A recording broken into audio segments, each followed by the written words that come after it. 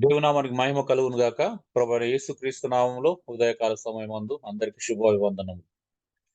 మనం ప్రభురాత్రి భోజనం సంఘం యొక్క క్రియ అనేటువంటి రెండో అంశంలోని రెండో భాగంలో ఉన్నాం. రాత్రి భోజనం గురించి మనం నేర్చుకుంటున్నాం. చాలా ప్రధానమైనటువంటి అంశం మనము ధ్యానిస్తున్నాం. మరి ఆదిమ అపోస్తల కాలం నాటి సంఘము ప్రభురాత్రి భోజనాన్ని ఎలా ఆచరించింది? ఈ ఆధునిక సంఘం ప్రభురాత్రి భోజనాన్ని ఎలా ఆచరిస్తుంది? అనేటువంటి వ్యత్యాసాలను మనం తెలుసుకోవడానికి ప్రయత్నం చేస్తున్నాం. మొదటి రోజు మనం ఇంట్రడక్షన్ చూసాం. అసలు ప్రభురాత్రి భోజనం ఏ సందర్భంలో యేసుక్రీస్తు ప్రభు ప్రారంభించారు? అసలు నిబంధన యొక్క ఉద్దేశ్యం ఏంటి? నిబంధన అంటే ఏంటి? కొత్త నిబంధన గురించినటువంటి ఆ అంశం కోసము పాత నిబంధనలో ఉన్న నిబంధన గురించి కొంత నేర్చుకున్నాం. అలాగే యోహాను సువార్త 6 అధ్యాయం నుంచి కూడా మనము క్లాస్ అయిపోయిన తర్వాత వచనం బై వచనము మనం చూడడం జరిగింది. ఇప్పుడు మరి కాస్త లోతుగా మనం ప్రభరాత్రి భోజనము యొక్క ఉద్దేశాన్ని తెలుసుకోవడానికి ప్రయత్నం చేద్దాం. అపోస్తుల కార్యము 2వ అధ్యాయము 42 వచనములలో మనం చూస్తున్నాం. అంటే ఆదిమ అపోస్తుల కార్యం నాటి సంఘము ఒక ప్రధానమైనటువంటి పాత్రను పోషించినట్టుగా అంటే వారు వారు ఇచ్చినటువంటి వాల్యూ అంటే సహవాసం అంటే అపోస్తుల బోధలోను, ఆ సహవాసంలోను, రొట్టె విరుచుటలోను, ప్రార్థన చేయటంలోను వాళ్ళు ఎడతెగక ఉండిరి అంట. ఆదిమ అపోస్తుల కాలం నాటి సంఘము ఏ విషయాల్లో మనం సీరియస్‌గా ఉన్నారో చూస్తున్నాం. వాళ్ళు బోధయందును, సహవాసమందును, రొట్టె విరుచుటయందును, అలాగే ప్రార్థన చేయుటయందును 4 కాళ్ళలాగా ఒక 4 స్తంభాల్లాగా మరి ఆదిమ సంఘము వాటిని ఒక స్తంభాలుగా ఎంచుకున్నట్టుగా మనం చూస్తున్నాం. అలా ఆ 4 విషయాల్లో వాళ్ళు ఎడతెగక ఉన్నారు అనేటువంటి సత్యాన్ని మనము వాక్యంలో చూస్తున్నాం. అయితే మరి నేటి కాలం నుండి సంఘము మరి 4 విషయాల్లో నిజంగానే ఎడతెగక ఉంటుందా? అపోస్తుల బోధను అనుసరిస్తుందా? అంటే అసలు అపోస్తుల బోధ అంటేనే తెలియనటువంటి అంటే ప్రశ్నార్థకమైనటువంటి పరిస్థితిలో నేడు అనేక మంది మనం చూస్తా ఉన్నాం. మరి అలాగే సహవాసానికి ఉన్నటువంటి ప్రాధాన్యత ఆఫ్‌కోర్స్ మనం గ్యాదర్ అవుతున్నాము. మనం అటెండెన్స్ ఇస్తున్నామా? సహవాసం చేస్తున్నామా? మనందరికి తెలుసు. మనం చేస్తుంది సహవాసమా? లేపోతే అటెండెన్సా? మనం హాజరవుతున్నామా? కేవలం హాజరు మాత్రమే అవుతున్నామా? అని ప్రశ్నించుకున్నప్పుడు అదొక సవాలుగా ఉంటుంది. మరి రొట్టె విరుచుట ఎంతమంది మనం రొట్టె విరుస్తున్నాం ప్రతి ఆదివారం అనేది మరొక ప్రశ్నార్థకమైనటువంటి విషయంగానే ఉంటుంది. ఎందుకంటే కొంతమంది నెలకొకసారి, 3 నెలలకొకసారి, సంవత్సరానికొకసారి రొట్టె విరిచే వాళ్ళు గూడా ఉన్నారు. మరి ఎందుకు రొట్టె విరుచుట అనేది క్రమంగా లేరు? ఎడతెగక రొట్టె విరుచుటలో ఎందుకు పాలుపంపులు పొందట్లేదు అనేది ఈ అపోస్తులు పెట్టినటువంటి ఆ నియమాన్ని, అపోస్తులు అనుసరించినటువంటి ఆ నియమాన్ని ఎందుకు మీరుతున్నారు అనేది ప్రశ్నార్థకమే. సో, మనం చాలా రీజన్స్ కూడా చెప్పొచ్చు.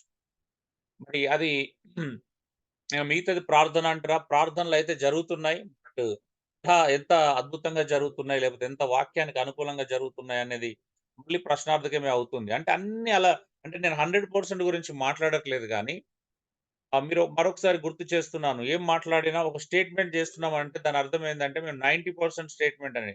90/10 ప్రిన్సిపల్ అనేది ఒకటుంటుంది. అంటే అందరూ చెడిపోయారంటే దాని అర్థం ఏంది అంటే ఇక భూమి మీద ఒక్క మనిషి కూడా లేడని మంచోడు లేడని అర్థం కాదు. ఒక 90% అలా సమాజంలో దాని యొక్క ప్రభావం ఉంది. అలాంటి వాళ్ళు ఉన్నారని అర్థం. సో, అలాగే మన సంఘాల్లో మంచిది లేదు అనేది మనం మాట్లాడట్లేదు. 90% ఎలా మనము వాక్యానికి వ్యతిరేకంగా మారిపోయామనే విషయాలనే ఇక్కడ మనం ప్రస్తావిస్తున్నాము. చూద్దాం. భాగం 2లో మనం చూద్దాం. అపోస్తుల కార్యము 2:42-47 వచన భాగంలో రొట్టె విరుచుటను గురించి ప్రస్తావన ఉన్నది. ఈ భోజనాల విధానాన్ని వివరించడానికి లూకా ఏ పదాలను ఉపయోగించాడు అంటే, సహవాసము మరియు రొట్టె విరుచుట అనేటువంటి 2 పదాలను మనం వాడడం చూస్తాం. అపోస్తులుగా 2:42 లోను, 2:46 లోను. సహవాసము మరియు రొట్టె విరుచుట. అంటే సహవాసము మరియు రొట్టె విరుచుట అనేది 2 విడదీయలేనటువంటి భాగాలుగా మనం చూస్తున్నాం. సహవాసము మరియు రొట్టె విరుచుట కలిసి చేసేవాళ్ళు అనే విషయాన్ని మనం అర్థం చేసుకోవాలా. సహవాసం వేరు, రొట్టె విరుచుట వారు వేరు లేదు. సహవాసంలో రొట్టె విరుచుట ఒక భాగము, తప్పనిసరైనటువంటి భాగము. ఇంకొక మాటలో చెప్పాలంటే ఆదిమ అపోస్తుల కాలం నాటి సంఘము అసలు కూడుకోవడానికి గల మొట్టమొదటి ఒక కారణం ఏంది అంటే బలమైన కారణం ఏంటి అంటే రొట్టె విరుచుటనే. ఈరోజు ఎవరు రొట్టె విరుచుటకు కూడుకోవట్లేదు. మనం కూడుకుంటుంది ఆరాధన కోసం అంటున్నాం. లేపోతే ఇంకేదో పేర్లు పెట్టుకుంటున్నాం. అసలు చేస్తుంది కూడా అవే. రొట్టె విరుచుట అనేటువంటి ప్రధానమైనటువంటి భాగం. ప్రధానమైనటువంటి అంశము నేటి సంఘాల్లో చాలా సంఘాల్లో దూరమైనట్టుగానే మనం చూడగలుగుతాం. రొట్టెను కలిసి విరుచు సమయంలో వారు ఒకరితోనొకరు సహవాసం కలిగి ఉండిరి. అది రొట్టె విరుచుటలో సహవాసమై ఉండెను. యూదుల ఉద్దేశం ప్రకారం ఒకరితో కలిసి తినుట సహవాసమును సూచించు ఒక పరిపూర్ణ చిత్రమై ఉండెను. యూదులు కలిసి భోజనం చేయడం అనేది చాలా అద్భుతమైనటువంటి విషయం. ఎందుకంటే కలిసి భోజనం చేస్తున్నాం అనేది అది సహవాసానికి గుర్తు అండి. అంత మాత్రమే కాదు, ఒక వ్యక్తిని అంగీకరించాము అనే దానికి గుర్తు. సహవాసం అనేది ఒక వ్యక్తిని ఎవరిని అంగీకరిస్తారండి? ఇప్పుడు ఇంట్లోకి మనం ఆహ్వానించి భోజనం పెడుతున్నాము అనంటే, ఎవరు పడితే వాళ్ళని ఆహ్వానించి భోజనం పెట్టం కదండీ! ఎవరితో పడితే వాళ్ళతో కలిసి భోజనం చేయం. అవునయ్యా. అవును. యెస్. మీకు ఇంతకుముందు ఒక విషయం చెప్పాను. ఇప్పుడు ఊర్లలో ఒక ఎస్సీ ఇంట్లో ప్రార్థన జరిగితే రెడ్డి లేదా హైయర్ క్యాస్టోళ్ళు రావట్లేదు అనంటే, దాని అర్థం ఏంటి అక్కడ? వాళ్ళు వారితో వారిని కలవట్లేదు. అంగీకరించట్లేదు కదా! వారిని కలవట్లేదు. వారిని అంగీకరించట్లేదు అని అర్థం. ఓకే. యెస్. తక్కువ కులం, తక్కువ క్యాస్ట్ వాళ్ళని హైయర్ క్యాస్ట్ వాళ్ళు ఇంట్లోకి రానివ్వట్లేదు. ఇంట్లో చెయ్యి కడగనివ్వట్లేదు. భోజనం చేయనివ్వట్లేదు అంటే అర్థం ఏంటి? వారిని అంగీకరించట్లేదని అర్థం. అసలు సహవాసంలో ఉన్నటువంటి అద్భుతం ఏంది అంటే ఒక మనిషిని అంగీకరించడం. రొట్టె విరవడం అనేది కూడాము దానికి సాదృశ్యంగా ఉంది. వాళ్ళు పరిపూర్ణమైన చిత్రం అన్నట్టు. అంటే చిత్రం వాళ్ళని ఒకరిని యాక్సెప్ట్ చేసినం అని. నాకు కొరియన్ ఫ్రెండ్స్ ఉండేవాళ్ళు. కొరియన్స్ ఎలా ఉండేదంటే, వాళ్ళు ఎవరు పడితే వాళ్ళు గూడా ఇంట్లోకి ఆహ్వానించరు. అంటే వాళ్ళు ఆహ్వానించిర్రు అనంటే అర్థం ఏంటి అనంటే అక్కడ ప్రభులో ఉన్నారు గాబట్టి ఆహ్వానించిర్రక్కడ. లేపోతే ఆళ్ళు ప్రభులో లేకపోతే జనరల్‌గా ఎవరిని పడితే వాళ్ళని ఇంట్లోకి ఆహ్వానించరంట. అంటే వాళ్ళకొక అదుంటుంది. ఒక వ్యక్తిని మనం ఇంటికి రానిస్తున్నాము అనంటేనే దాని అర్థం ఏంది అంటే వాళ్ళు ఆ వ్యక్తితో సహవాసం జేయడానికి ఇష్టపడుతున్నారని అర్థం. ఇప్పుడు ఈవెన్ మన దగ్గర గూడా చూడండి. మనం జాబ్ జేసినా లేపోతే కొన్నిసార్లు మన ఇంట్లో అన్నదమ్ముల కంటే, బంధువుల కంటే లేకపోతే వేరే వాళ్ళకంటే కొన్నిసార్లు మనం నైబర్సో లేపోతే మన కొలీగ్సో మన మన ఫ్యామిలీలో పెద్ద పార్ట్ అయిపోతారు. అవునా? యెస్. అవును. ఎందుకవుతారు? అంటే మనకు వాళ్ళతో ఒక రిలేషన్‌షిప్ బిల్డ్ అయితది. బిల్డ్ అయినప్పుడు వాళ్ళు మన ఇంటికి రావడం, మనం వాళ్ళ ఇంటికెళ్ళడం, తరచుగా వెళ్లి తినడం జరుగుతది. అవునా? ఆ తినడం అనే అవునండి. ప్రాసెస్‌లోనే సహవాసం పెరుగుతది. నిజమా? నిజం. యెస్. నిజమే. యెస్. మీరు చూడండి ఎవరితోనైనా మనం క్లోజ్ అవుతున్నామంటే తినడం అనే ప్రాసెస్ లేకపోతే క్లోజ్‌నెస్ అనేది ఉండదు. ఆ క్లోజ్‌నెస్‌లో ప్రధాన పాత్ర పోషించేది తినటం. భోజనమే. అవునా? అవునయ్యా. అవును. అవునయ్యా. ఆతిథ్యం. అవును. ఆతిథ్యం. మీరు చూడండి ఎవరైనా క్లోజ్ అవుతున్నారు. ఇప్పుడు మా ఇంట్లో ఫంక్షన్ అయిందనుకో ఒక ఫ్యామిలీ ఎక్కువ ప్రధాన పాత్ర పోషిస్తది. అంటే బంధువుల కంటే, స్నేహితుల కంటే వాళ్ళు ఎక్కువ ముందుంటారు. అవసరం 2 రోజులు ముందు కూడా వచ్చేస్తారు మన ఇంటికి. అంటే ఎవరికి దగ్గరవుతాం మనం? సావాసానికి. హ్మ్. ఒక వ్యక్తిని ఆనర్ చేయటం.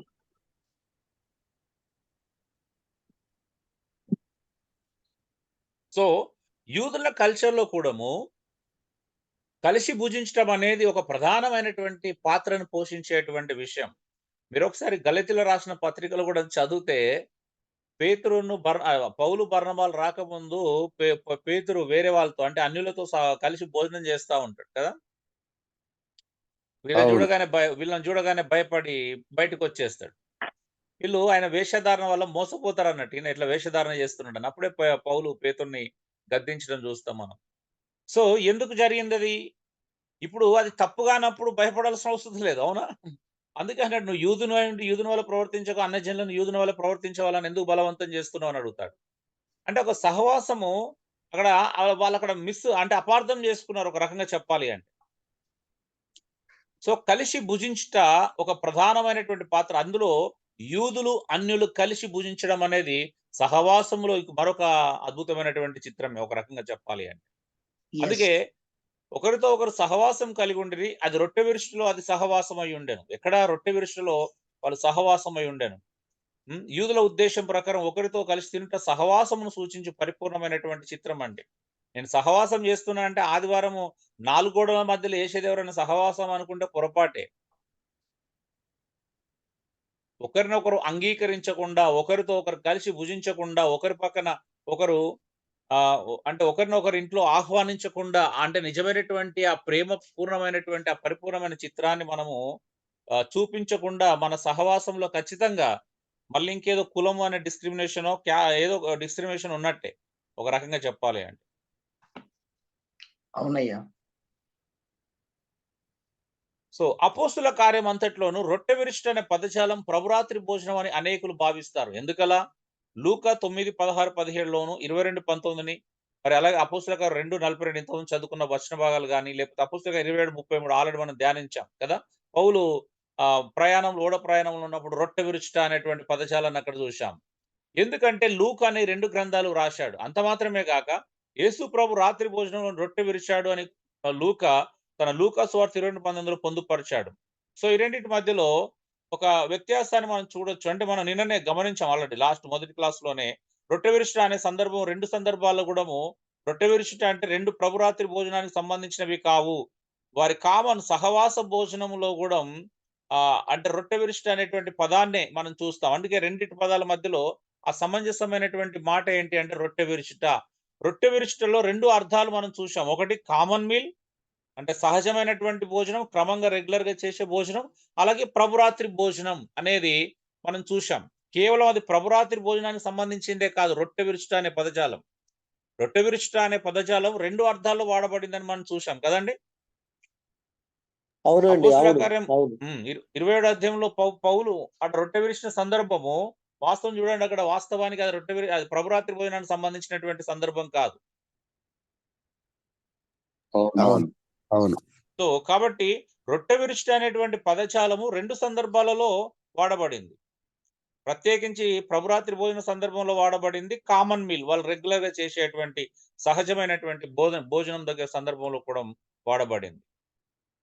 ఎందుకనగా వారి మధ్య పునరుత్థానుడైన క్రీస్తు సన్నిధానము, పరిశుద్ధాత్మ సహవాసం యొక్క అనుభవములను వారు పొందిరి.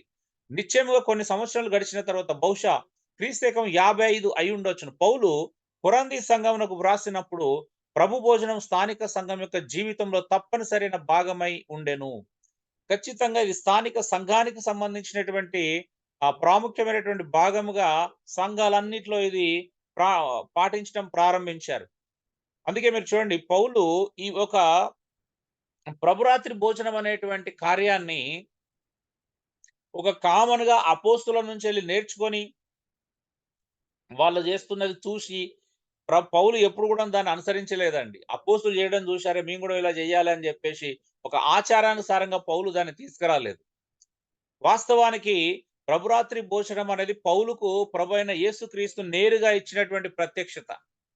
మీరేమనుకుంటున్నారు? పౌలు అపోస్తుల దగ్గర నుండి నేర్చుకొని పాటించడం ప్రారంభించాడా ప్రభురాత్రి భోజనాన్ని? లేదా స్వయంగా ప్రభువైన యేసుక్రీస్తు నుంచి నేర్చుకున్నటువంటి ప్రత్యక్షతనా? మీరేమనుకుంటారు?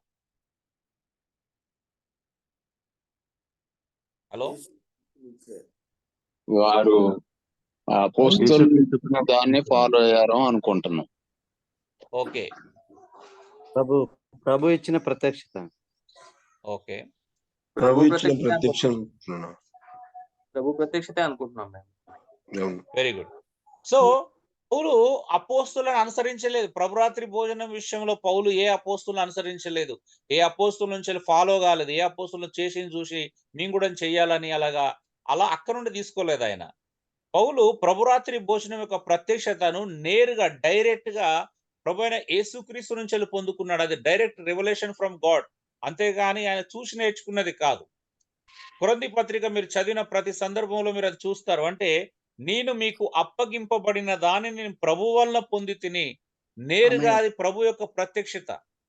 సో అందుకే ప్రభురాత్రి భోజనానికి ఉన్నటువంటి అది విలువ లేదా ప్రాధాన్యత దీనిని బట్టి మరింత ఉన్నతమైనది, మరింత శ్రేష్టమైనది అనేది మనం అర్థం చేసుకోవచ్చు.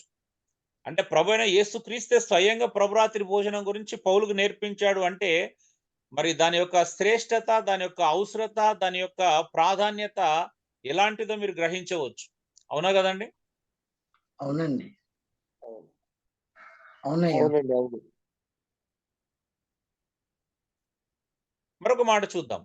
సంఘ కూడిక యొక్క ఉద్దేశంను తెలియజేసే వచనాలలో అపోస్తలుల కార్యం 20:7 ఒకటి చూడండి. అక్కడ ఏమన్నాడు? త్రోయలోని సంఘం ఎందుకు కూడుకున్నది? వారు రొట్టె విరుచుట కూడుకున్నారంట. చూడండి, రొట్టె విరుచుట కొరకు కూడినారు. రొట్టె విరుచుట అనే పదజాలం గ్రీకు భాష వ్యాకరణంలో ఒక ఉద్దేశాన్ని చూపిస్తుంది. ప్రభురాత్రి భోజనం భుజించుట కొరకు వారు ఒక సంఘముగా, ఒక సమూహంగా కూడుకున్నారు. మీరు మన తెలుగు బైబిల్ చూస్తే ఏమంది? మేము ఆదివారం రొట్టె విరుచుటకే కూడుకున్నామని అంటాడు పౌలు. అవునా? వాస్తవానికి పౌలు దాదాపు వారం రోజులు అక్కడ ఉన్నాడు. అవునండి? కానీ వారం రోజులు అక్కడ ఉన్నప్పటికి కూడా వారం రోజుల్లో చెయ్యని పని ఒకటి చేస్తున్నాడు ఆయన. మేము రొట్టె విరుచుటకు కూడుకున్నాము అంటే ఆ ప్రాధాన్యతను వాళ్ళు తెలియపరుస్తున్నారు. ఒకవేళ ఈ రొట్టె విరుచుట అనేది ఒకవేళ సహజమైన భోజనం అయితే మేము వారానికి ఒకసారి తింటున్నామని ఎవరు చెప్పలేరు కదా. అవునండి. అవును. సో ఇదే సందర్భంలో మనకు తెలుసు వాళ్ళు అంటే పౌలు మర్నాడు వెళ్ళనయుండి అర్ధరాత్రి విస్తరించి మాట్లాడము, ఐతుకనే ఒక యవనస్తుడు కింద పడడము, మళ్ళీ అతని ప్రాణాన్ని తిరిగి ఇవ్వడం, ఇవన్నీ ఆ సందర్భంలో చూస్తాం. అంటే పౌలు వాళ్ళు ఎందుకు కూడుకున్నారంట? పౌలు వారం రోజుల పై అక్కడ ఉన్నప్పటికి కూడా వాళ్ళు ప్రత్యేకించి ఆదివారంన మేము రొట్టె విరుచుటకు కూడుకున్నాము అంటున్నాడు. అంటే చూడండి, వారి సహవాసములో వారి కూడికను తెలియపరిచేటువంటి ముఖ్య ఉద్దేశం ఏంటి అంటే పాటలు పాడడం, భజన చేయడం కాదండి రొట్టె విరుచుట. కానీ నేటి సంఘాల్లో అనేక కూడికలకు ముఖ్య కారణం ఏంటి అంటే భజన చేయడమే. అవునా? అసలు అవునయ్యా. భజన లేకపోతే కొన్ని సంఘాలకు జనాలు కూడా రారు. అవునయ్యా. సో తప్పుగా అనుకోకండి, నేను క్రైస్తవ సమాజంలో జరుగుతున్న కొన్ని విషయాలనే నేను చెప్తున్నాను, కల్పించి ఏం చెప్పట్లేదు. సో మీరు చూడండి, కొన్ని సంఘాల్లో ఆరాధన లేకపోతే, మ్యూజిక్ ఇన్స్ట్రుమెంట్స్ లేకపోతే జనాలు రారు, యూత్ రారు. కొంతమంది యూత్ ఎగబడి ఒక దగ్గర వస్తున్నారు అంటే కారణం ఏంటి అంటే వర్షిపే. ఎస్. ఆడ పాటలు లేవు, వర్షిప్ లేవు అంటే జనాలు రారు అక్కడికి. అవునయ్యా, వాస్తవం అది.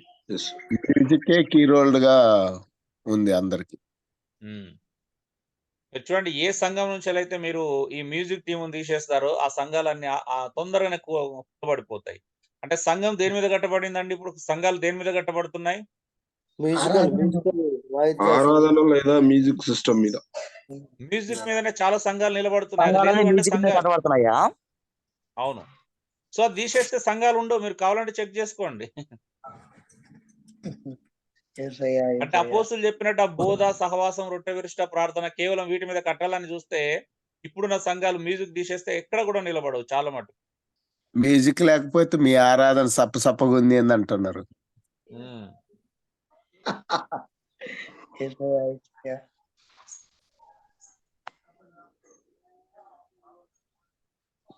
వ్యతిరేకం అయిపోయింది ప్రభు వాక్యానికి.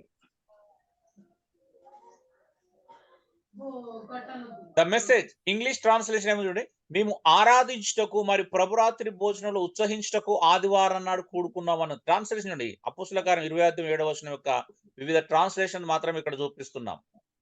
గుడ్ న్యూస్ ఏముంది అంటే శనివారం లేక ఆదివారం సాయంకాలం సహవాస భోజనం నిమిత్తం, శనివారం సాయంకాలం లేదా ఆదివారం సహవాస భోజనం నిమిత్తం మేము కలిసి కూడుకున్నాము. పౌలు మరునాడు వెళ్ళనయుండి వారితో అర్ధరాత్రి వరకు. చూడండి ఎందుకోసం కూడుకున్నారంట? సహవాస భోజనం నిమిత్తం అని అంటున్నాడు. అంటే ఇక్కడ రెండు ప్రధానమైనటువంటి పాత్రలు పోషించిన రొట్టె విరుచుట అనే కార్యం జరుగుతుంది. అపోస్తుల కార్యంలోని ఆది సంఘంలో అనుదినం ఆచారంలో పెట్టే భాగము ప్రభురాత్రి భోజనం మనం గమనిస్తాం. అంతేకాకుండా వారు ఏక మనస్కులై ప్రతి దినము దేవాలయంలో తప్పగా కూడుకొనుచు ఇంటింటా రొట్టె విరుచుచు దేవుని స్తుతించుచు ప్రజలందరి వలన దయ పొందిన వారై ఆనందముతోనూ నిష్కపటమైన హృదయముతోనూ ఆహారము పుచ్చుకొని చుండిద్దు. చూడండి, ఇక్కడ రొట్టె విరుచుట అనేటువంటి పదజాలం ఏ సందర్భంలో వాడబడిందండి? ప్రభురాత్రి భోజనం సందర్భంలో వాడబడిందా? రెగ్యులర్ గా చేసే భోజనం గురించి వాడబడిందా? ప్రభురాత్రి భోజనం. రెగ్యులర్ గా చేసే భోజనం గురించి మాట్లాడుకుంటున్నా. ఓకే, ఇది రెగ్యులర్ గా చేసే భోజనం లెక్క ఉంది.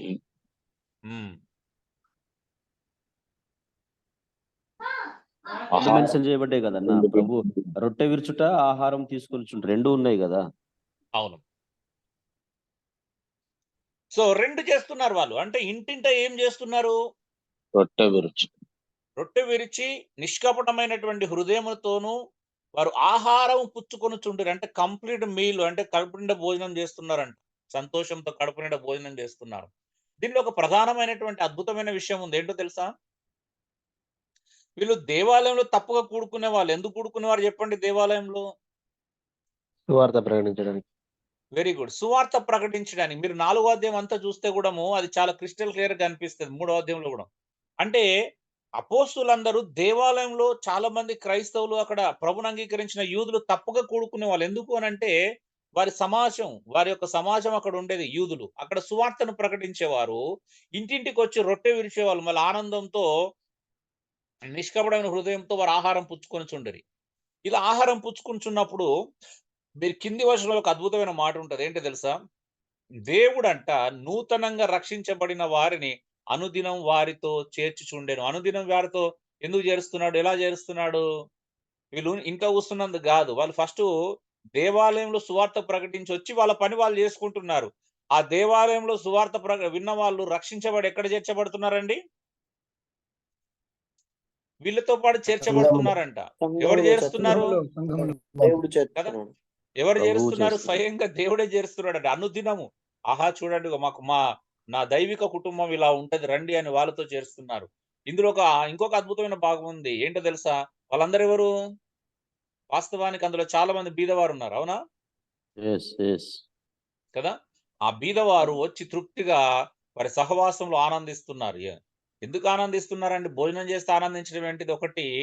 ఒకటేంటిదంటే ప్రభునందు విశ్వసించినటువంటి విశ్వాసులందరూ ఏకమవ్వడం అనే ఒక అద్భుతమైనటువంటి ఆనందం.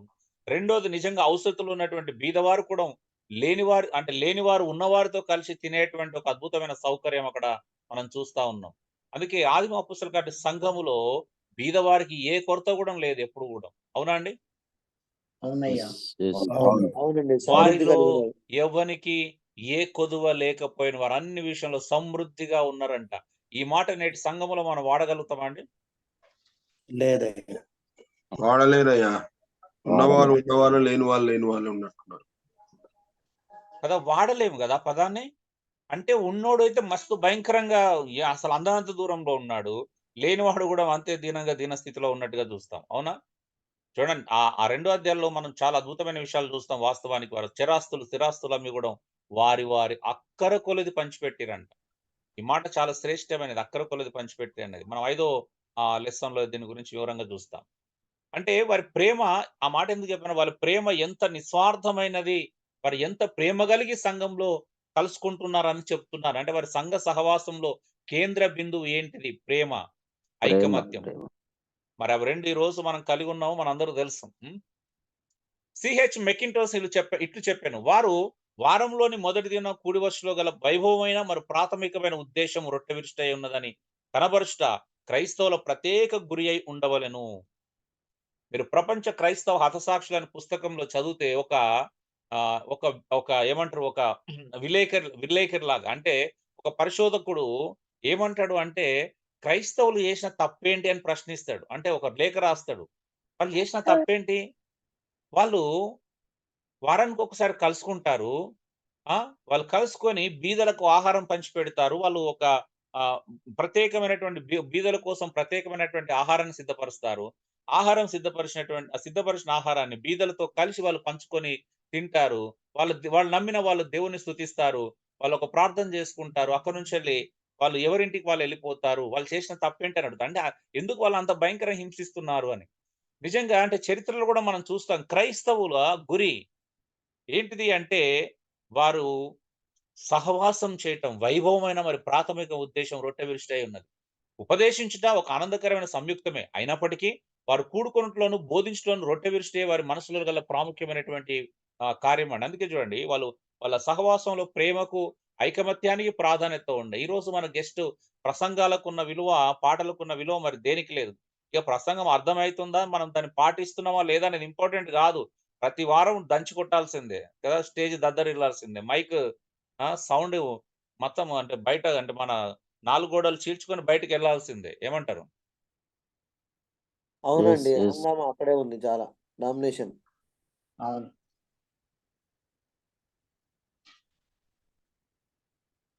సో, దీనికి జాక్ పున్నెన్ గారు ఒక మంచి ఎగ్జాంపుల్ చెప్పాడు. ఏమన్నాడంటే, ఒక దగ్గర ఫ్యాక్టరీ స్టార్ట్ చేశారంట ఒక ఊర్లో. రోజు సౌండ్‌లు చేస్తున్నాడట. భయంకరమైన సౌండ్‌లొస్తున్నాయంట. ఒకరోజు ఊరంతా ఆశ్చర్యపోయారంట. అరే! ఏం సౌండ్‌లొస్తున్నాయి? అసలు ఈడ ఏం ప్రొడక్ట్ ఉత్పత్తి చేస్తున్నారు? ఒకసారి తెలుసుకుందాం పదా అని చెప్పేసి, ఆ ఫ్యాక్టరీలు చూడడానికెళ్లారంట. విజిటింగ్‌కెళ్లారంట. వెళ్తే ఏం లేదంట. మెషిన్‌లేదో ఆన్ చేసి పెడుతున్నారంట. ఒక్క ప్రొడక్షన్ లేదంట. ఏం ఉత్పత్తి చేయట్లేదు. మెషిన్‌లు ఆన్ చేసి పెడుతున్నారు అంతే. ఏదో పని జరిగినట్టుగా. నేటి క్రైస్తవ సంఘాలు కూడా తెలియకుండానే అలాగే ఉన్నాయి. సౌండ్‌లొస్తున్నాయి గానీ ప్రొడక్షన్ లేదు. అంటే ప్రేమ, ఐకమత్యము, మనం కలిసి ఉండాలి, మనమంతా ఒక ఫ్యామిలీ ఇవన్నీ ఏం లేవు. అంటే ఆ నిజమైనటువంటి మార్పు ఎస్ లేదు. ఎస్ కానీ సౌండ్‌లు విపరీతంగా వస్తున్నాయి ప్రతి ఆదివారం. నిజమా కాదా చెప్పండి? ఎస్ అవునన్నా. ఎస్.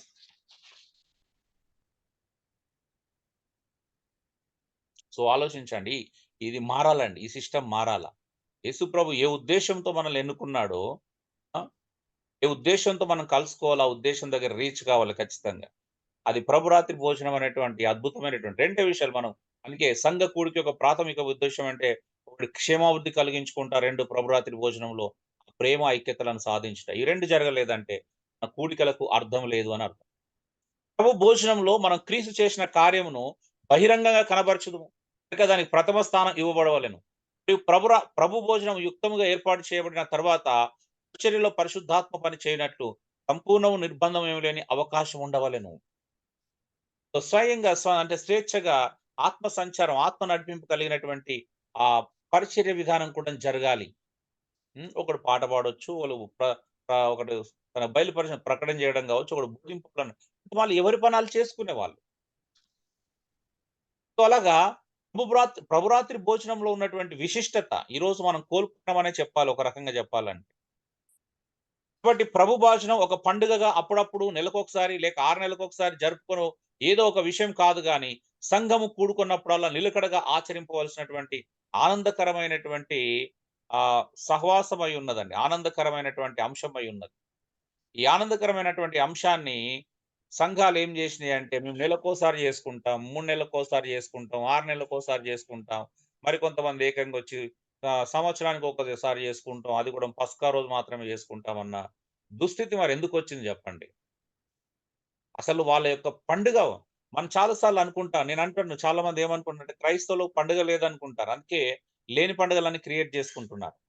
కానీ దేవుడిచ్చిన పండుగుంది క్రైస్తవులకి. ప్రభువైన యేసుక్రీస్తు ఇచ్చిన ఒక అద్భుతమైన పండుగుంది. అపోస్తులు పునాది వేసిన క్రైస్తవులకు ఒక పండుగుంది.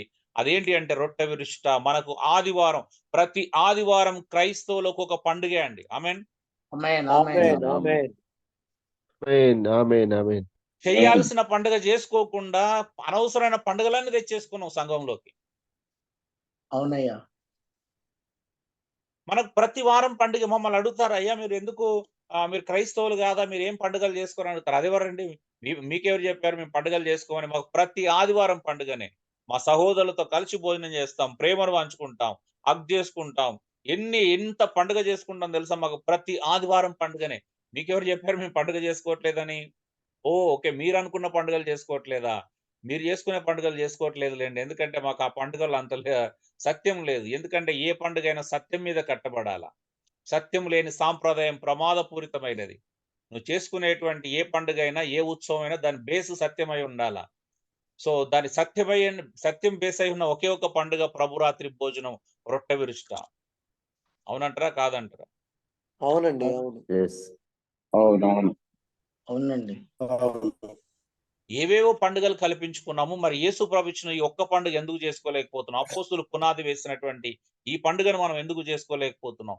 ఈ పండుగ ప్రతి వారం చేసుకుంటే మరొక పండుగ చేసుకోవాల్సిన అవసరం ఉందంటారా అప్పుడు? లేదన్నా. ఆ! అన్యులకు చాలా పండుగలున్నాయి. మాకు కూడా క్రైస్తవులకు 10 పండుగలు కావాలి. ఒక కనీసం 4, 5 ఉండకపోతే ఎలా ఉన్నది అనే ఫీలింగ్‌తో మనం కూడా పండుగలను క్రియేట్ చేసుకున్నాం గదా! మంచిగా. సందు దొరికితే పండుగ. క్రిస్టమస్ ఏం లేకపోతే చర్చ్ యానివర్సరీ కూడా చేసుకోవచ్చు. ఏముంది పండుగ కావాలి మనకు. అవునా?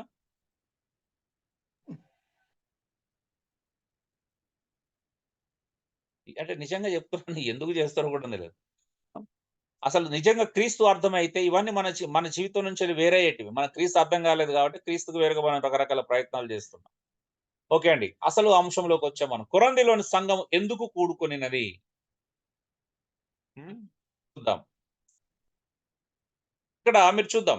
11వ అధ్యాయం 20 వచనంలో పౌలు మీరందరూ కూడి వచ్చుచుండగా మీరు ప్రభురాత్రి భోజనము చేయుట సాధ్యము కాదు. ఎందుకు చెప్పండి? అదేంటండి ప్రభురాత్రి పౌలు ఏమంటున్నాడు? మీరందరూ కూడి వచ్చుచుండగా ప్రభురాత్రి భోజనము చేయటం సాధ్యం కాదు అని అంటున్నాడు. అదేంటి? పౌలుకు సాధ్యం కానిది మరి నేటి సంఘాలన్నీ సాధ్యమైనట్టు చూపిస్తున్నారు. అంటే గొప్పవాళ్ళే కదా పౌలు కంటే. ఏమంటారు? ఆ, గొప్ప వాళ్ళేం గారు. కారు కానీ ఇదే మాది కరెక్ట్ అన్నట్టు ఫాలో అవుతున్నారు. సో పౌలంతటోడు ఏమన్నాడు కొరింథీ సంఘంతో, మీరందరూ కూడి వచ్చుచుండగా ప్రభురాత్రి భోజనం చేయుట సాధ్యం కాదంటున్నాడు. కానీ మన దగ్గర వందల మంది కూడొచ్చిన సాధ్యం అవుతుంది, వేల మంది కూడొచ్చిన ప్రభురాత్రి భోజనం సాధ్యం అవుతుంది. అదేంటో నాకు ఇప్పటికి అర్థం కాలేదు, మన దగ్గర ఎలా సాధ్యం అవుతుందో. పౌలేమో అసలు సాధ్యమే కాదంటున్నాడు. మీరు రైట్ గా సాధ్యం కాదంటే చేయలేరు అని అంటున్నాడా, చేయడం రైట్ కాదంటున్నాడా? సాధ్యం కాదంట. సాధ్యం కాదంటే అర్థం ఏంటిది? అసలు మీరు చేయలేరు అంటున్నాడా, చేయడము సరైనది కాదంటున్నాడా? చేయలేరు అంటున్నాడు. అంటే వారిలో విభిన్న మనస్తత్వాలు వ్యత్యాసాలు ఉండడం వలన కారణం అయి ఉండొచ్చు అని అంటున్నామండి. ఓకే, నేను రీజన్ అడగలేదండి. నేను నా ప్రశ్నకు మీరు చాలా మంది జవాబు చెప్పట్లేదు, మీరు అనుకున్నదే చెప్తున్నారు. ఎస్ఆర్ నో ప్రశ్నలే అడుగుతాను సహజంగా, వివరణ అడిగినప్పుడు వివరణ అలా ఎందుకు అంటున్నాడు? ఓకే, కాబట్టి సహోదరులారా, భోజనం చేయటకు మీరు కూడి వచ్చినప్పుడు ఒకరికొరొకడు కనిపెట్టుకొని ఉండుడి అంటున్నాడు. అదేంటి? భోజనం చేయడానికి వచ్చినప్పుడు ఒకరికొరొకడు కనిపెట్టుకొని అని ఎందుకు 11:33లో చెప్తున్నాడు? ఏంటి రీజన్? కొరంథీ సంఘంలో ఉన్నటువంటి అసలు ఇంతకు సమస్య ఏంటి? కొరంథీ సంఘంలో ఉన్నటువంటి అసలు సమస్య ఏంటి? ఉమ్, శివరాత్రి భోజనం చేయటం సాధ్యము కాదు అంటున్నాడు. సాధ్యం కాదు అనే మాటకు అర్థమైంది అంటే చెయ్యలేరు అని చెప్పట్లేదు, మీరు చేసిన అది రైట్ కాదు అనే ఉద్దేశంతో చెప్తున్నాడు. ఒకవేళ మీరు రొట్టె విరిచిన అది సరైన విధానం కాదు అని చెప్పడానికి ఈ మాట మాట్లాడుతున్నాడు. అంతేగాని సాధ్యము కాదు అనే అర్థం ఏంటి అంటే అసలు మీరు చెయ్యలేరు అని చెప్పట్లేదు. ఒకవేళ దేవుని ధిక్కరించి కూడా చేసుకోవచ్చు, వాక్యాన్ని వ్యతిరేకంగా చేసుకోవచ్చు, కానీ వాక్యానుసారంగా దాని అర్థం మారుతుంది. వాళ్ళు అలా చేసిండ్రు అనుకోండి, దాని భావము, దాని యొక్క ఇంటెన్షన్, దాని వెనకాల ఉన్నటువంటి ఆ సత్యము పోతుంది. ఎందుకో చూద్దాం ఇప్పుడు. 1 కొరింథీ 11:18 ప్రకారం ఎందుకు కొరంథీ సంఘం కూడి వచ్చుట మేలు కన్నా ఎక్కువ కీడు చేస్తుంది చెప్పండి? అదేంటండి? సంఘంగా కూడి వచ్చినప్పుడు మేలే ఉంటుంది కానీ కీడు కూడా ఉంటుందా? అది కూడా మేలు కంటే ఎక్కువ కీడు ఎలా చేస్తుంది మరి సంఘంగా కూడి వచ్చినప్పుడు? ఐక్యత లేదు వాళ్ళ. కక్షలు ఓకే. కలహాలు అనేది మిస్. ఓకే, ఎందుకంట వాళ్ళ మధ్యలో కక్షలు ఉన్నాయి కదా, వాళ్ళ మధ్యలో ఏమున్నాయి? కక్షలు ఉన్నాయి. ఒకడు ఆకలి కొంటున్నాడు, మరి ఒకడు ఏమవుతున్నాడు? మత్తులవుతున్నాడు.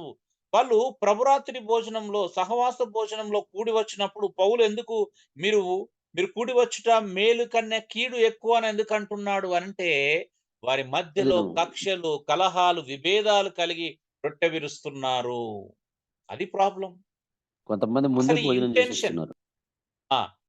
ఇంటెన్షన్, దాని యొక్క వెనకాల ఉన్న ఉద్దేశాన్ని మనం తప్పుదో పట్టించుకున్నాం ఈ రోజు. అవునా? రాత్రిపూట భార్య భర్తలు ఇద్దరు ఫుల్ గొడవ పెట్టుకుంటారు.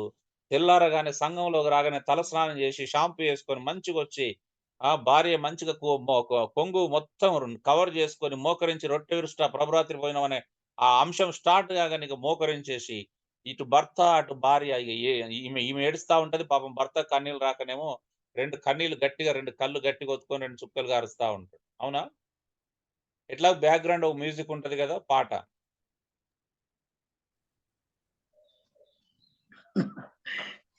సిలువలో నాకై కార్చని యేసు రక్తం అనగానే కథం. అంటే వీళ్ళ మధ్యలో ఉన్న విభేదాలు, కొట్లాట ఏమో పక్కన పోతాయి. అప్పుడు అందరూ భక్తి పరులు అయిపోతారు సీరియస్ గా. సంఘంలో ఉండే మన సంఘానికి వచ్చే 50 మంది మధ్యలో కక్షలు ఉంటాయి, కలహాలు ఉంటాయి, విభేదాలు ఉంటాయి. సంఘం అయిపోయినాక ఇంటికి వెళ్ళగానే పక్క పక్కలతో గొడవలు పెట్టుకుంటారు, కొట్టుకుంటారు, తిట్టుకుంటారు, అన్ని చేస్తారు.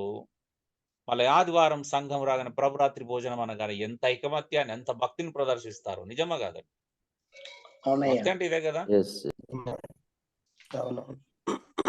కానీ అది మనకి ఏం పట్టదు, నాయకులుగా ఉన్న వారికి ఏం పట్టదు. మళ్ళా ప్రభురాత్రి భోజనం అంటే మనం చేయాలనుకున్న విధానంలోనే చేస్తాం, కానీ దాని యొక్క ఇంటెన్షన్ ఏంటి, ఏ ఉద్దేశంతో దాన్ని చెయ్యాలి?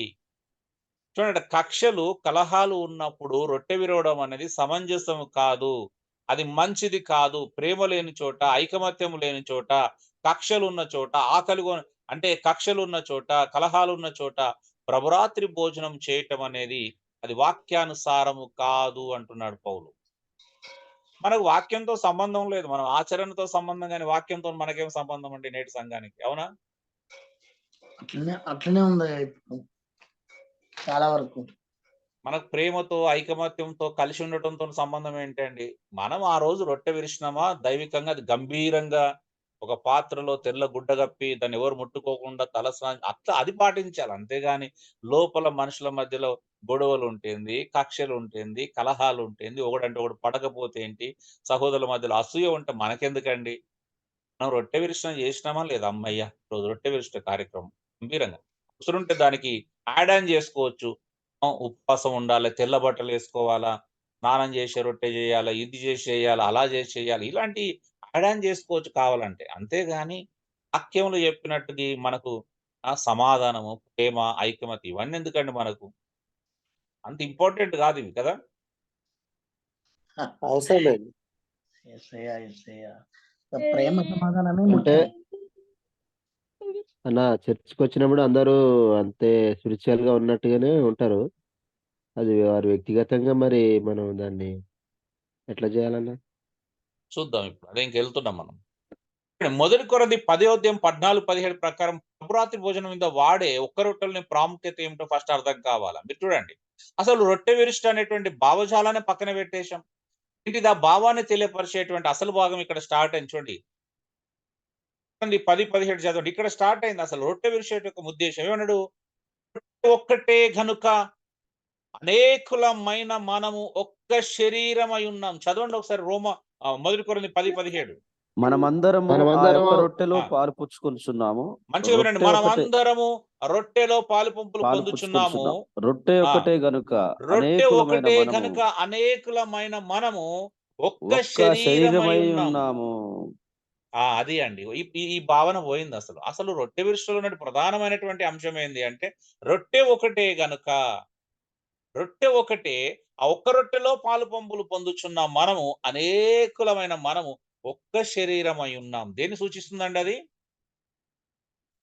శరీరం ఏక క్రీస్తు శరీరం సంఘం. సంఘము. ఏక శరీరం, శరీరములోని ఐక్యతను సూచిస్తుంది. అంటే ప్రభురాత్రి భోజనంలో ప్రధాన పాత్ర పోషించే పాయింట్ ఏంటిది? ఐక్యత ఒకటే శరీరం.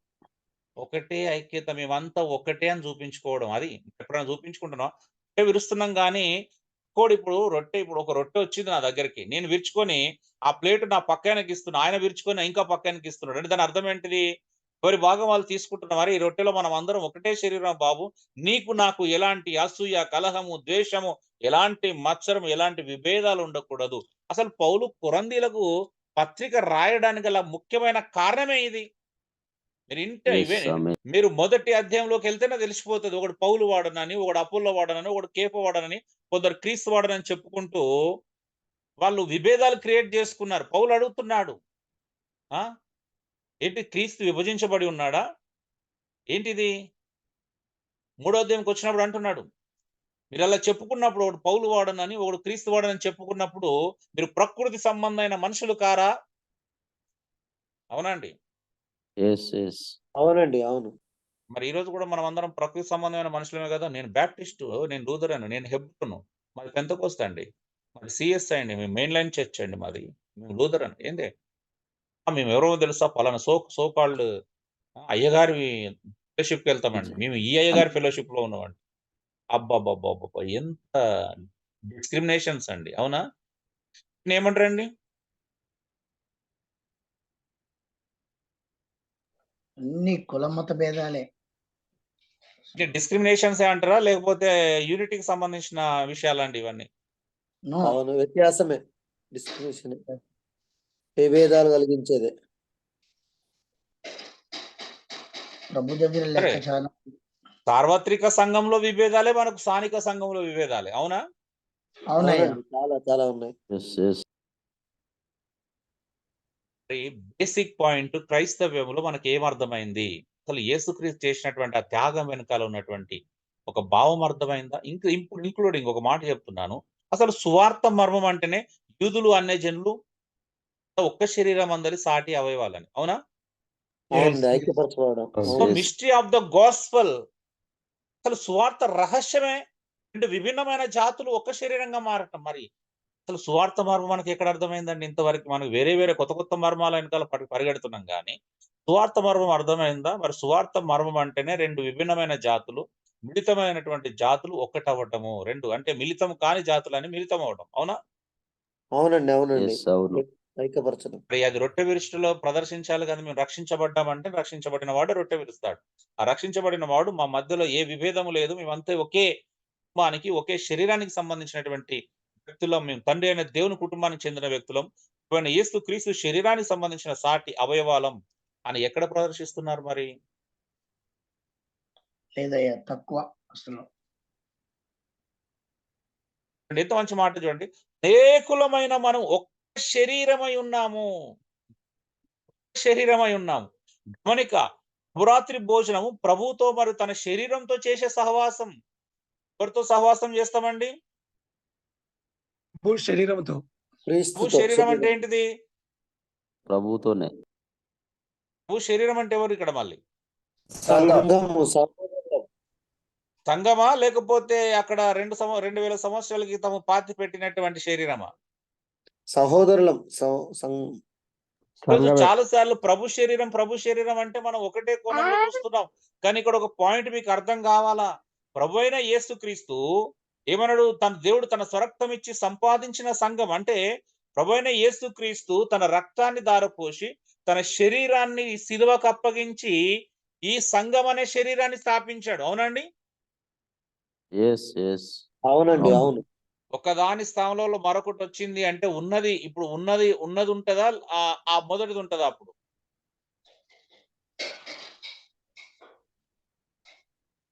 ఇప్పుడు ఏది ఉన్నది చెప్పండి. ఉన్నదంటే ఏంటిది ఇప్పుడు? సంఘం అనే శరీరం. మరి సంఘం అనే శరీరమే కదా. అవును. అంటే ప్రభు తన భౌతిక శరీరాన్ని అర్పించి ఏం స్థాపించాడు దాని ప్రదేశంలో? సంఘం అనే శరీరం. ఇప్పుడు ప్రతి పాయింట్ దేన్ని సూచిస్తుందంటే సంఘాన్ని సూచిస్తుందా? 2000 సంవత్సరాలు దేవుడు అర్పించినటువంటి అంటే ఆ భౌతిక శరీరాన్ని చూపిస్తుందా ఏదైనా? సంఘాన్ని చూపిస్తుంది.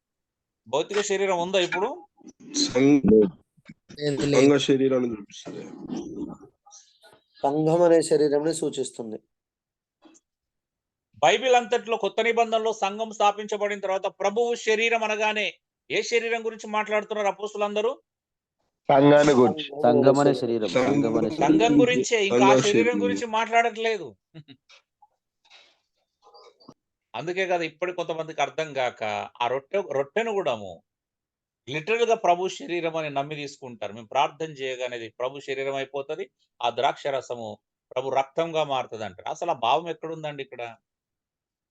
రొట్టె ఒక్కటే గనక అనేకలమైన మనం ఒక్క శరీరం అని నమ్మి తీసుకోవాలి. ఒక్క శరీరం అనేటువంటి భావనతో తీసుకోవాల్సినటువంటి రొట్టెను నా ఇష్టం నేను ప్రార్థన చేయగానే ప్రభు లిటరల్ గా శరీరం అవుతుంది అంటే లిటరల్ గా శరీరాన్ని తినమన్నాడు ఎప్పుడైనా ఆయన? ప్రేమ సావాసం కొరకు అసలు. గమనిక, ప్రభురాత్రి భోజనం ప్రభుతో మరి శరీరంతో చేసే సహవాసం అది.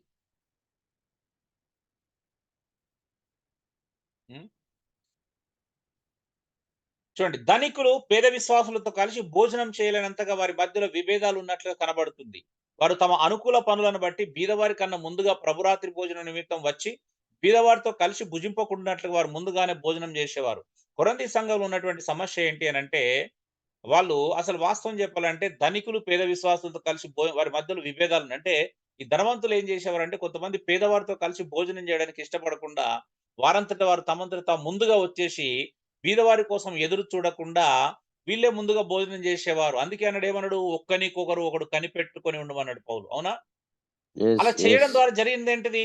ఒకడు మత్తుడవుతున్నాడు, ఒకడు ఆకలి కొంటున్నాడు. అవునా? అవునవును. అక్కడ మనం అనుకున్నట్టు ఒక చుక్క ద్రాక్షరసం దాగి ఒక చిన్న రొట్టె ముక్క తింటే ఎవడు మత్తురవడు, దానికోసం ఎవరు ఆకలి కొనరు. కానీ అందులో 2 భాగాలు ఉన్నాయి. అవునా? ఒకవైపు భోజనం చేస్తూనే మరొక వైపు ప్రభురాత్రి భోజనం, రొట్టె విరుష్ట అనేటువంటి కార్యాలు. అంటే ఆదిమ అపోస్తుల కాలం నాటి సంఘములో 2 కార్యాలు ఉన్నాయి. అవునా? ఒకటి ఉందా, 2 ఉన్నాయా? బీదలతో కలిసి భోజనం చేసే సందర్భంలో రొట్టె విరిచేవాళ్ళు కదా. అయితే పౌలు ఎందుకు అంటున్నాడు ఆ మాట? మీరందరూ కూడి వచ్చుట ఎక్కువ కీడికే గాని మేలు కాదన్నాడు. మేలు కంటే కీడే ఎందుకు ఎక్కువ చేస్తుంది అంటే, మీ మధ్యలో విభేదాలు ఉన్నాయి, మీ మధ్యలో కక్షలు ఉన్నాయి, బీదవారిని నిర్లక్ష్యం చేస్తున్నారు, వారు రాకముందే తినేస్తున్నారు. మీరు బీద వాళ్ళ పట్ల ప్రేమను కనబరచట్లేదు. ఇలా చేసి మళ్ళా మీరు రొట్టె విరిస్తే అది రైట్ కాదంటున్నాడు. అవునా? అవునండి, అదే అవును. ఎక్కువ కీడు. రైట్ అన్న. ఉమ్. అవునండి. అందుకే అన్న ఏమన్నాడు? వారు మత్తులు అంటే భోజనం చేసి మత్తులు ఉండటమా లేక మద్యానికి సంబంధించిన మాట అన్నది? భోజనం చేసి ఫుల్‌గా తింటున్నారు. అలాగే ద్రాక్ష రసం కూడా ఫుల్‌గా తాగుతున్నారు కాబట్టి మత్తులు అవుతున్నారు. ఒక ద్రాక్ష 2 రసం ఉన్నాయి అందులో. మత్తిస్తుంది ఎక్కువైతే. So okay, okay. ఇప్పుడు ఇక్కడ ఇంకొక మాట ఏమన్నాడు అందుకే పౌలు? అన్నపానములు పుచ్చుకొనుటకు మీకు ఇండ్లు లేవా? సిగ్గు లేదా అని చెప్తున్నాడు. అంటే దేవుని సంఘంలో బీదలను అవమానపరుస్తారు. ఇంతకంటే ఘోరమైన మాట ఏముంటది చెప్పండి? బీదలను అవమానపరచడం కంటే. అబ్బో, అబ్బో. ఘోరం. సంఘములో బీదలను అవమానపరచడం కంటే పెద్ద సిన్ ఏముంటది చెప్పండి? దేవుడు ఊరుకుంటాడా? అవును. ఊరుకోడు.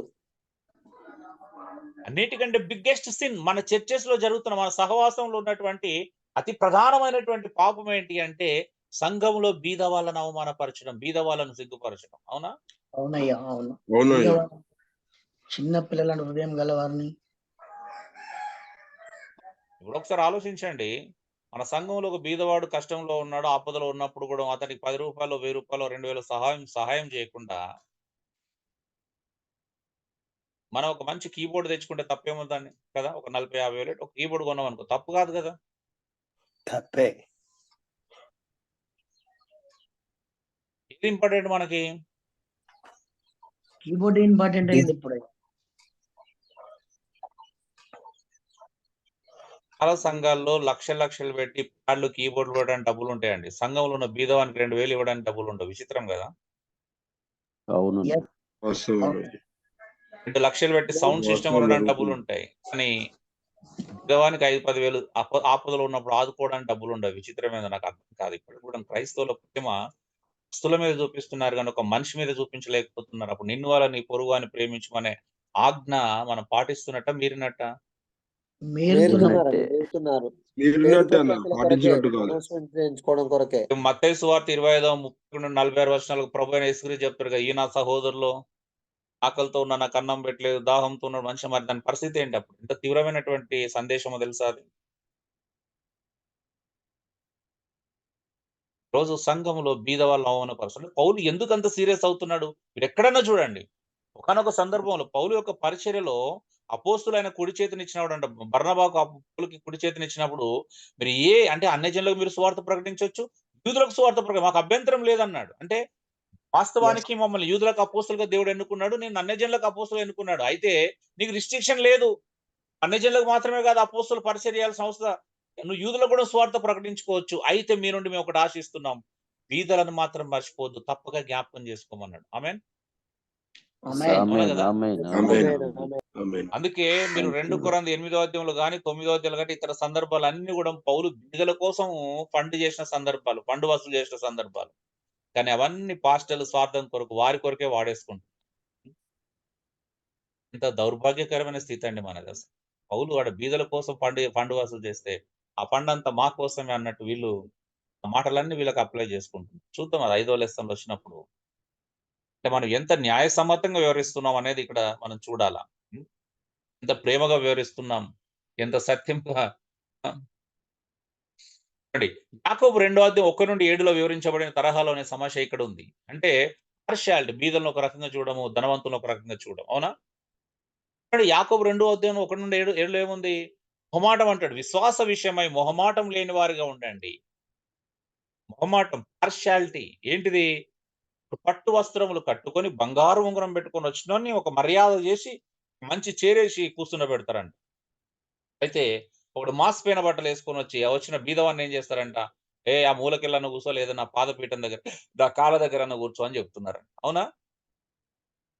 అవును. ఎస్. ఉందా ఈరోజు మన సంఘంలో ఈ అద్భుతమైనటువంటి మర్యాద? పార్షియాలిటీ. ధనవంతుడు కాన్కెక్కి వస్తుంది కాబట్టి పైన కూర్చోం. బ్యాంక్ మేనేజర్లు, టీచర్లు, వ్యాపారస్తులు వాళ్ళు కానుకలు ఎక్కువ ఇస్తారు కాబట్టి వాళ్ళు రెండో సెటప్ ఉన్నా కూడా మనం ఏమనం కదా? వాళ్ళని హైలైట్ చేయడం, పొగడడం, వాళ్ళ గృహాలు దర్శించడం. మాటి మాటికి ప్రతి ఆదివారం వాళ్ళ పేర్లు ఉచ్చరించకుండా ఉండలేం మనం సంఘంలో. ఎస్ అయ్యా. అట్లా బోల్ బలో లాజరన్న నేను తప్పుగా అనుకోకుండా చెప్తున్నాను. నేను ఎంత భయంకరమైన, దౌర్భాగ్యకరమైన స్థితులు చూసినా అంటే, నేను మా పాస్టర్ గారితో నన్ను విజిటింగ్ తీసుకెళ్ళేవాడు. ఎందుకంటే అన్నిట్లో రైట్ హ్యాండ్ నేనే కాబట్టి విజిటింగ్. సరే ఫస్ట్ తారీఖు రాగానే విజిటింగ్‌కెళ్ళినారు. అక్కడ ఒక అంకుల్ ఉండేవాడు. ప్రార్థన చేసేవాడు. ఆయన డబ్బులు బైబిల్ ఓపెన్ చేయగానే 2000, 3000 డబ్బులు పెట్టేవాడు. సరే ఇట్లా వచ్చేసాం. నాకే లోపల కొంచెం బర్నింగ్ ఇష్యూస్ జరుగుతుండే. ఏంటి ఫస్ట్ రాగానే విజిటింగ్‌లు ఏంది? కథేంది? అని డబ్బుల కోసం విజిటింగ్ చేసినట్టుగా ఉంటుంది. అలాగే 2, 3 నెలల తర్వాత హ్మ్. మళ్ళీ సేమ్ అదే అంకుల్ వాళ్ళ ఇంటికెళ్ళాం. కానీ ఈసారి అడ్రెస్ చేంజ్ అయింది. ఓకే. నేనేమనుకున్నా అంటే పాపం వాళ్ళు వేరే దగ్గరికి షిఫ్ట్ అయ్యారు అనుకున్నా నేను. సేమ్ అంకుల్ వచ్చిండు ప్రార్థన చేయండి డబ్బులొచ్చినాయి. కానీ ఆంటీ చేంజ్ ఉంది. నాకు ఫ్యూజులు ఎగిరిపోయినాయి. వచ్చేటప్పుడు ఆన్ ది వేలో బైక్ మీద తన బైక్ ఇప్పుడు ఏమంటారు ఇళ్ళమేలు వేస్తూ ఉండే. వెనకాల వస్తున్నప్పుడు ఏంటి ఇక్కడ వేరే ఆంటీ ఉంది ఎవరు అనంటే, ఊరుకో నీకెందుకు అని అన్నాడు. అంటే అర్థమైపోయింది ఈమె వేరేటామని. మరి తప్పని చెప్పలేదు ఎందుకు అని చెప్తే, నీకెందుకు? మంచిగా మనకు టైంకి డబ్బులిస్తున్నాడు సరిపోతది గదా! అంటే ఎంత నీచపు మనస్తత్వం కలిగినటువంటి వ్యక్తులను చూశానంటే, ఇంత దారుణంగా ఉంటారా? మన బోధనే తప్పులను సరిదిద్దడం, తప్పులను ఖండించడము, మన బ్రతుకే ఉపదేశించడము, తప్పు చేస్తే ఖండించడం, ఆ! బుద్ధి చెప్పడం, నీతి అందు శిక్ష చేయడం అని తెలిస్తే, ఉపదేశం యొక్క ఉద్దేశ్యం అదైనప్పుడు దాన్ని పక్కన పెట్టి, ఎవ్వరి కంఫర్ట్ మరిప్పుడు ఏముందండి? పార్షియాలిటీ. డబ్బున్నోడిని ఒక రకంగా చూడడం, డబ్బు లేనోడిని ఒక రకంగా.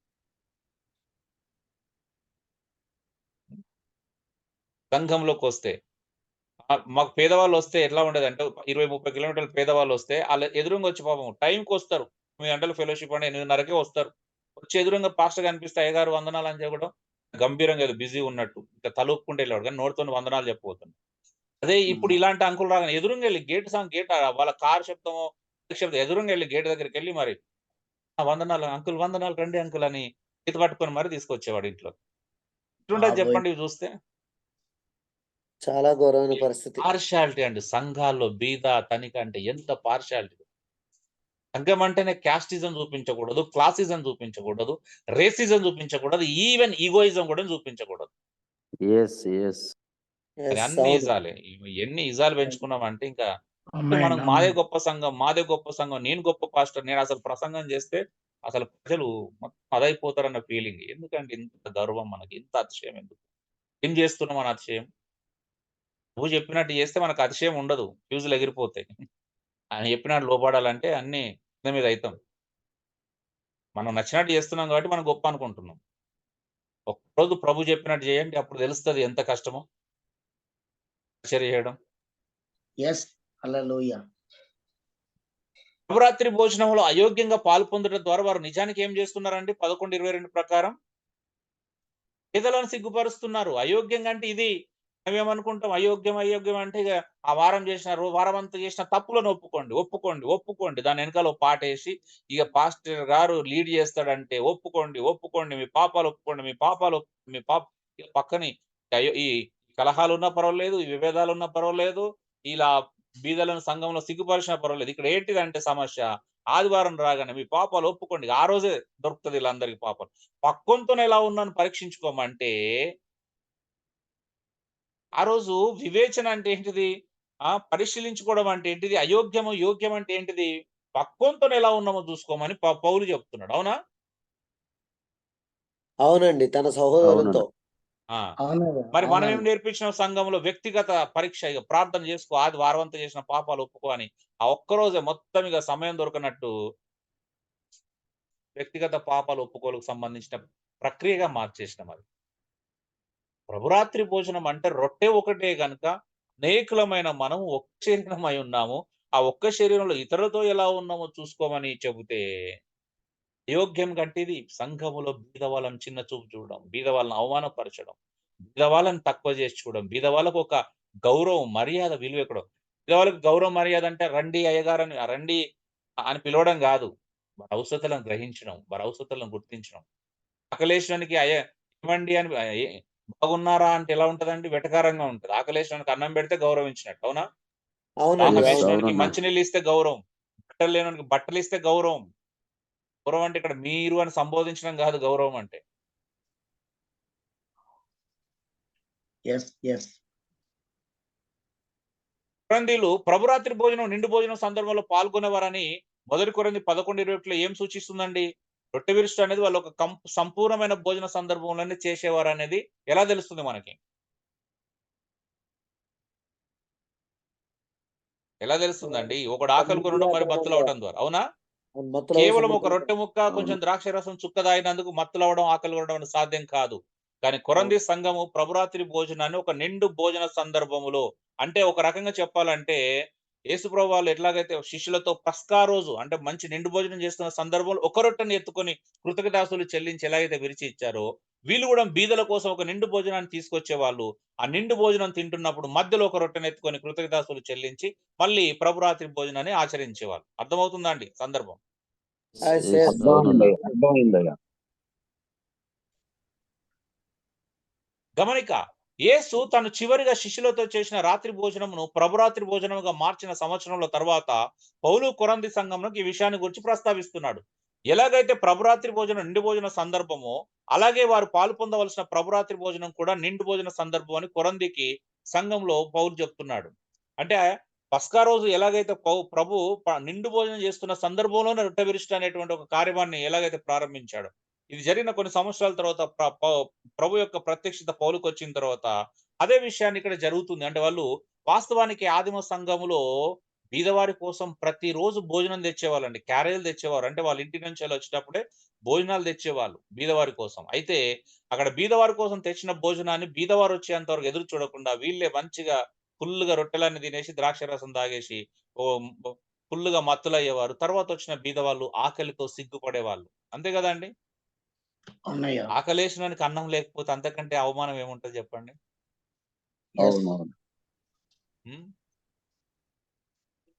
రోజు ఫుల్గా అన్నం తినే మీరు ఫంక్షన్ లో కొంచెం ఎక్కడన్నా మీరు ఫంక్షన్ కి వెళ్ళినప్పుడు మన ఫంక్షన్ లో కొంచెం అన్నం తక్కువ లాస్ట్కి వచ్చి అన్నం లేకపోయినా లేకపోతే కొంచెం నాన్ వెజ్ ముక్కలు తక్కువ, మటన్ ముక్కలు తక్కువైన ఎంత గొడవలు అయితే మనకు తెలుసు కదండి. అవునండి. హిందూ ఫంక్షన్ లో అయితే మేము గతి లేకొచ్చినామా అన్నట్టు ఉంటది గొడవలు అక్కడ, అవునా? కుర్చీలు ఎత్తేసుకుంటారు. కుర్చీలు ఎత్తేస్తారు, ప్లేట్ వాగలో కొడతారు, అవునా? అసలు గవర్నమెంట్ పెళ్లిళ్ళల్లో గొడవలు అయ్యేది భోజనాల దగ్గరనే. వాళ్ళు మంచిగానే ఉంటారు, ఇచ్చినోడు మంచిగానే ఉంటాడు, చేసుకుంటారు మంచిగానే ఉంటారు. అవునయ్యా. జోషి అన్న మీటింగ్ అట్లాగే జరిగింది కదా. ప్రేమ విందు కూడా ఇంతే. క్రైస్తవులు ప్రేమ విందులు కూడా కొట్లాడలే. ఎక్కడన్నా భోజనాల దగ్గర గొడవలు అయితే, అవునా?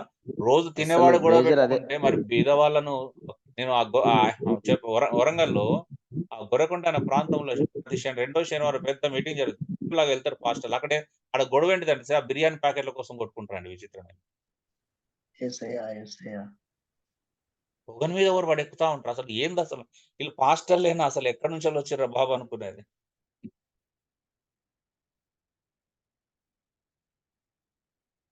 అనుకోకండి, కొన్ని మాటలు మాట్లాడలేను కానీ నేను కంట్రోల్ చేసుకుంటున్నాను. ఓకే, నేను మాట్లాడదలుచుకోలేదు. 1 కొరింథీ 11:23-25లో ప్రభురాత్రి భోజనంలోని ఏ భాగం జ్ఞాపకార్థంగా వాడబడింది చెప్పండి? ఏ భాగాన్ని జ్ఞాపకార్థంగా వాడబడింది? భోజనాన్ని జ్ఞాపకార్థంగా వాడలేదు కదా. ఏ భాగాన్ని జ్ఞాపకార్థంగా వాడారు? ఐక్యతను. సో రొట్టె మరియు ద్రాక్ష రసం అండి. ఐక్యత జ్ఞాపకార్థం ఎలా అవుతుందండి? రొట్టె ద్రాక్ష రసం అంటే లేఖనం ఇచ్చాడు చూడు. 1 కొరింథీ 11:23-25లో చెప్పాను. సో ఏమన్నాడు అక్కడ? పౌలు ఒక రొట్టెను అంటే ఏమని చెప్పాడు? ప్రభు అయిన యేసు తాను అప్పగింపబడిన రాత్రి ఒక రొట్టెను ఎత్తుకొని కృతజ్ఞతాస్తులు చెల్లించి దానిని విరిచి, ఇది మీ కొరకైన నా శరీరము, నన్ను జ్ఞాపకం చేసుకుంటకు దీనిని చేయడని చెప్పాను. అటు తర్వాత భోజనం అయిన పిమ్మట ఒక పాత్రను ఎత్తుకొని కృతజ్ఞతాస్తులు చెల్లించి, ఇది మీ వరకు అందించబడిన కొత్త నిబంధనల రక్తము, నన్ను జ్ఞాపకం చేసుకుంటకు చేయడం. అంటే రొట్టె మరియు ద్రాక్ష రసం పౌలు ఇక్కడ వివరిస్తున్నాడు దాని యొక్క భావాన్ని. యేసు అప్పగింపబడిన రాత్రి ఈ కార్యాన్ని ప్రారంభించాడు. దాని యొక్క ఉద్దేశం ఏంటి? రొట్టె ద్రాక్ష రసంను జ్ఞాపకం చేసుకోవడంలో ఉన్నటువంటి ఆ ప్రధానమైనటువంటి ఉద్దేశం ఏంటి? ఆయన అప్పగించినటువంటి ఆయన శరీరం, ఆయన త్యాగం చేసినటువంటి ఆ రక్తాన్ని జ్ఞాపకం చేసుకోవడం అంటే ఏంటి? ఇంతకైనా ఏ విషయంలో జ్ఞాపకం చేసుకోవాలా? పోతున్నావా? అంటే ఏంటి జ్ఞాపకం చేసుకోవడం? ఏంటిదండి జ్ఞాపకం చేసుకోవాల్సినటువంటి అద్భుతమైనటువంటిది ఏంటిది? అంటే అర్పించినటువంటి ఆయన చేసినటువంటి ఆ త్యాగాన్ని జ్ఞాపకం చేసుకోవడంలో ఉండేటువంటి ఇంకొక అద్భుతమైన భావన ఉంది. ఏంటది? చూద్దాం ఇప్పుడు. మొదటి కొరింథీ 11:26 ప్రకారం రొట్టెని తిని పాత్రలోని త్రాగినప్పుడు మనం ఏం చేస్తున్నామంట? ఆయన మరణమును ప్రచురము చేయుచున్నాము. ఇందులో ఉన్నటువంటి అది విషయం. అరే ఏంటి నువ్వు రొట్టె విరుస్తున్నావు, ద్రాక్షరసం తాగుతున్నావు, ఏంటి ఇందులో ఉన్నటువంటి మర్మం ఏంటి? ఆయన జ్ఞాపకం చేసుకోవడం ఉన్నటువంటి మరణం ఏంటి? అంటే ఉద్దేశ్యం ఏంటి? సో మనం ఏం చేస్తున్నామంటే ఆయన మరణమును ప్రచురం చేస్తున్నాం. ఎలా? ఎప్పుడో 2000 సంవత్సరాల క్రితం జరిగినటువంటి దాన్ని మనం ఆచరిస్తున్నాము. ఆచరించడం ద్వారా మనం యేసుక్రీస్తు యొక్క మరణాన్ని ప్రచురం చేస్తున్నామంట. ఎలా ప్రచురం చేస్తున్నాం? ఆ మరణము ద్వారా ఏర్పడినటువంటి అద్భుతమైనటువంటి సంఘం యొక్క కలయిక చాలా ఉన్నతమైనది. సంఘ కలయికలో ఉండేటువంటి అద్భుతమైనటువంటి భావన రోజు మనం ఎక్కడో ఏదో ప్రకటించేసుకున్నాం. ఎప్పటివరకు అంటే ఇది ఇప్పటివరకు మనం మన మరణం ప్రచురం చేస్తున్నామంట. ప్రభు వచ్చు వరకు, ప్రభు వచ్చేంత వరకు, ఆయన రాకడ వరకు ఇది కొనసాగాలి. అంటే అర్థం ఏంటిది? శివరాత్రి భోజనం అనేది ప్రభు వచ్చేంత వరకు చేయాలి. అవునా? అవునండి, అవును. శివరాత్రి భోజనం అనేది నీకు ఇష్టానుసారంగా చేసేది కాదు. సంఘ కూడుకున్న ప్రతిసారి చెయ్యాలి. రెండోది ప్రభు వచ్చేంత వరకు ఆ పని చెయ్యాలి. ప్రభు వచ్చేంత వరకు మనం ఆ పని చేయాలి. దాని ద్వారానే యేసుక్రీస్తు యొక్క మరణాన్ని మనం ప్రచురించిన వారం అవుతున్నామంట. చూడండి, అంటే రొట్టె విరుచుటలో ఉన్నటువంటి గొప్ప అద్భుతం అది.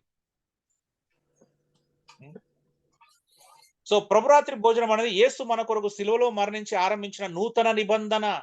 అంటే మన క్షమాపణ నిశ్చయం చేయుటకు మరియు మన కొరకు తిరిగి వస్తానన్న ఆయన వాగ్దానం ప్రభు వచ్చు వరకు మొదటి కొరింథీ 11 జ్ఞాపకం చేస్తుందని మనం జ్ఞాపకం చేసుకోవాలి. అంటే ప్రభు మనల్ని మన పాపం నుంచి విడిపించి ఒక క్షమాపణను కలగజేసి అద్భుతమైనటువంటి సంఘం అనే ఒక కుటుంబాన్ని మనకిచ్చాడు.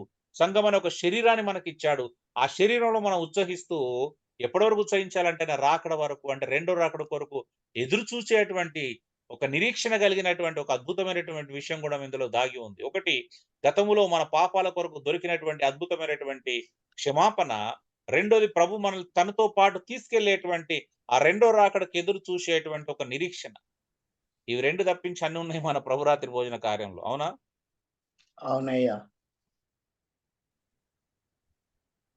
ఓకే, ఒక మాట చెప్పి నేను ముగిస్తాను. మొదటి కొరింథీ 11:15-22 వచన భాగంలో అయోగ్యమైన రీతిలో పాలు పొందుటకు గల కారణం ఏంటి చెప్పండి? ఏంటిది అసలు అయోగ్యమైన రీతి అంటే ఏంటి? ఏంటిది ఇక్కడ కొరింథీ సంఘం అయోగ్యమైన రీతిలో పాలు పొందుట అంటే అర్థం ఏంటి? కారణం ఏంటి? లేదా బేదల పట్ల చిన్న చూపు, బీదల పట్ల చిన్న చూపు, వారు రాకముందే భోజనం చేయడం. ప్రస్తావించడమే అయోగ్యం. అయోగ్యత అంటే ఏంటిదంటే, అయోగ్యతతో ప్రభురాత్రి భోజనం చేయటమనగా ధనికులు బీదవారు రాకముందే ఉన్న ఆహారం అంతటిని వారు భుజిస్తున్నారు. అవునా? బీదవారిని ఆకలితో కాలి కడుపుతో మలమలాడే కడుపు ఇంటికి పంపిస్తున్నారు. ఇది అయోగ్యత అంటే.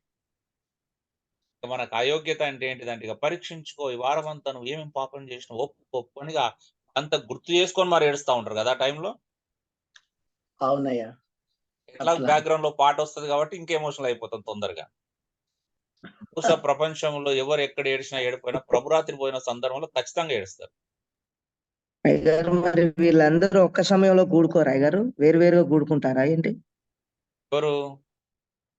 ఇప్పుడు ఒక వెనక ముందు వస్తున్నారు, అందుకే వెనక బీదలకు అందట్లేదు, ముందు వీళ్ళు తిని. అదే చెప్తున్నానయ్యా. ఇప్పుడు ధనవంతులకు అడ్వాంటేజెస్ ఎక్కువగా ఉండేటి, బీదలకు అడ్వాంటేజెస్ అంటే వాళ్ళకి వనరులు తక్కువగా ఉండేటి.